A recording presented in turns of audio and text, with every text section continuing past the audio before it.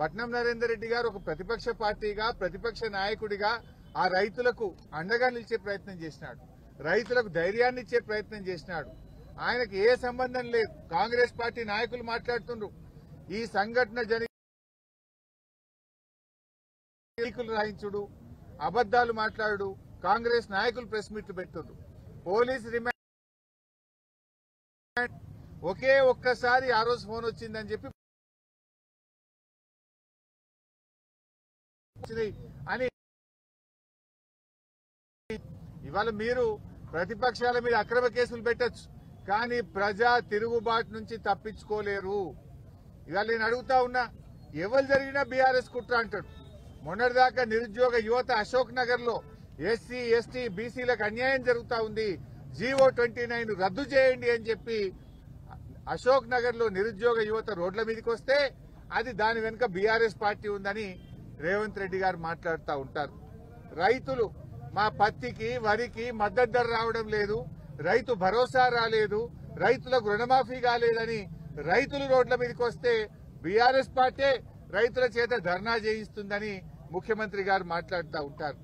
మా స్పెషల్ పోలీసులు, మాకు ఏ పోలీసింగ్ పద్ధతి కావాలి, మా సరెండర్ లీవులు మాకుండాలి, మమ్మల్ని ఇబ్బంది పెడుతున్నారని పోలీసులు రోడ్ల మీదకి వచ్చి ధర్నాలు చేస్తే దాని వెనుక బీఆర్ఎస్ పార్టీ కుట్ర ఉందని రేవంత్ రెడ్డి గారు మాట్లాడుతుంటారు.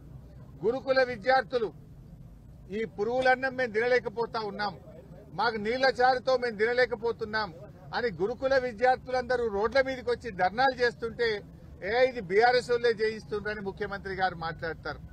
చివరికి ఆయన స్వంత నియోజకవర్గంలో మా గిరిజన సోదర సోదరీమణులు మా భూములు మాకు కావాలి, ఫార్మాసిటీకి మేము భూములు ఇవ్వము అని చెప్పి నీ నియోజకవర్గ గిరిజనులు రోడ్ల మీదకి వచ్చి పోరాడితే దీని వెనుక బీఆర్ఎస్ పార్టీ కుట్ర ఉందని రేవంత్ రెడ్డి గారు మాట్లాడుతుంటారు. అంటే ప్రతిపక్షం, ప్రజలు మాకు ఇచ్చిన బాధ్యత ఏంది?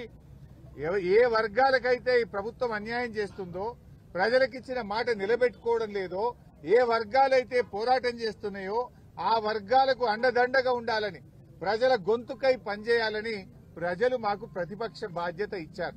ప్రతిపక్షంగా విద్యార్థులు రోడ్ల మీదకి వస్తే వారికి సంఘీభావం ప్రకటించడం మా బాధ్యత. ప్రతిపక్షంగా రైతులకు మద్దతు ధర రాకపోతే పోరాడడం మా బాధ్యత. ప్రతిపక్షంగా నిరుద్యోగ యువకులకు అన్యాయం జరిగితే పోరాడడం మా బాధ్యత. మరి నువ్వు ఎస్సీ ఎస్టీలకు అన్యాయం చేసి వాళ్ళ భూములు గుంజుకుంటే వాళ్ళు రోడ్ల మీదకి వస్తే నైతిక మద్దతు ఇవ్వడం మా బాధ్యత.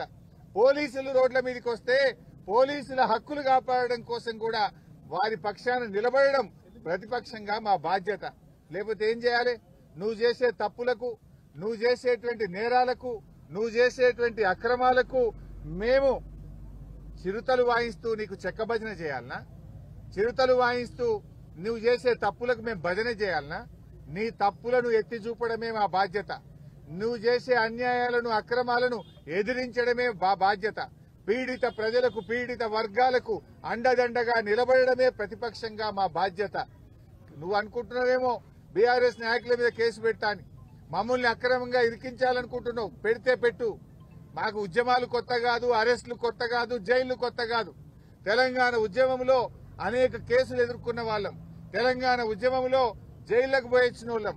కానీ మా బాధల్లా నీకేదన్నా బీఆర్ఎస్ మీద కోపం ఉంటే నన్నో, కేటీఆర్ నో, మా లక్ష్మారెడ్డినో, మా పల్లా రాజేశ్వరరెడ్డిని జైల్లో వేయండి, మేము పోతాం. కానీ అమాయకులైన గిరిజన రైతులను ఎందుకు జైల్లో వేసినామని మేము అడుగుతా ఉన్నాం.